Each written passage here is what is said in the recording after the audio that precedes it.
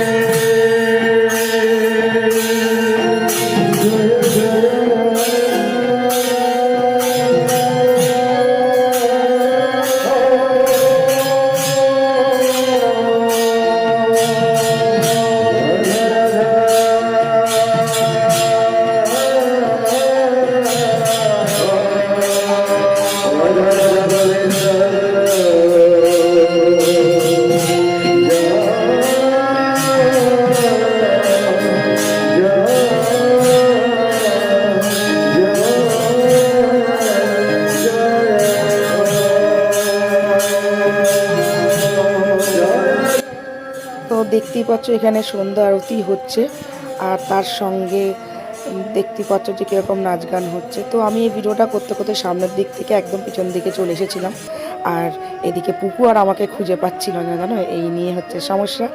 তো এরই মাঝখানে দেখো কাদের সঙ্গে দেখা হয়ে গেল। দেখো, এসেছিলাম ভিডিওটা করতে, তো ভাবতে পারিনি যে ভিডিও করতে এসে এখানে আরও কারোর সাথে দেখা হবে। তো দেখতেই পাচ্ছ এটা হচ্ছে আমার বৌদি। আগের দিন তোমরা দেখেইছিলে যে যার সঙ্গে পয়লা বৈশাখের দিন ফুচকা খেয়েছিলাম, চিনতে পেরেছ?